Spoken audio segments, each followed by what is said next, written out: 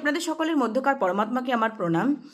আজকে আমি যাদের নিয়ে কথা বলবো তারা হলো সিংহ লগ্নের লোক, মানে লিও অ্যাসেন্ডেন্ট। এদের কিন্তু লগ্নপতি হচ্ছে সান, তাই সূর্যের মতো এদের মধ্যে কিন্তু একটা ভীষণ পজিটিভ অরা থাকে। এরা সবসময় অ্যাকশন মোডে থাকে। টায়ার্ডনেস এদের সাধারণত আসে না।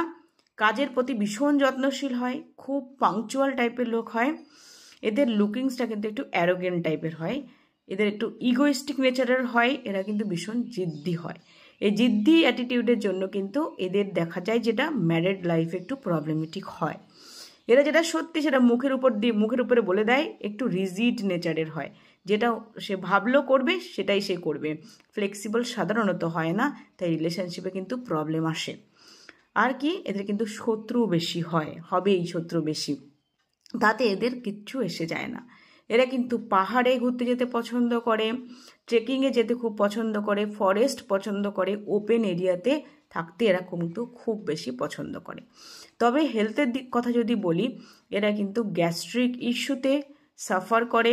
চোখের সমস্যা কিন্তু এদের দেখা দেয় মোস্টলি। আর কি, এরা কিন্তু মানে এদের যে ভাই যারা হয় তারা কিন্তু কেরিয়ার রিলেটেড সমস্যা ফেস করে মোস্ট অফ দ্য কেসেস। আর এদের কিন্তু জন্ডিস হওয়ার সম্ভাবনাটাও অনেক বেশি থাকে। তাই এদেরকে সাজেশন, আপনারা চেষ্টা করুন একটু ফ্লেক্সিবল হতে, তাহলে আপনাদের রিলেশনশিপটা ভালো যাবে। আদারওয়াইজ কিন্তু ম্যারিড লাইফটা প্রবলেমেটিক হবে। যদি কারোর ডিটেলসে কিছু জানার থাকে, কোনো রকম কোয়ারি থাকে বা কনসালটেশনের প্রয়োজন হয়, স্ক্রিনে দেওয়া নাম্বারে আপনারা আমাকে হোয়াটসঅ্যাপ করতে পারেন। ভালো থাকবেন সবাই, বাই।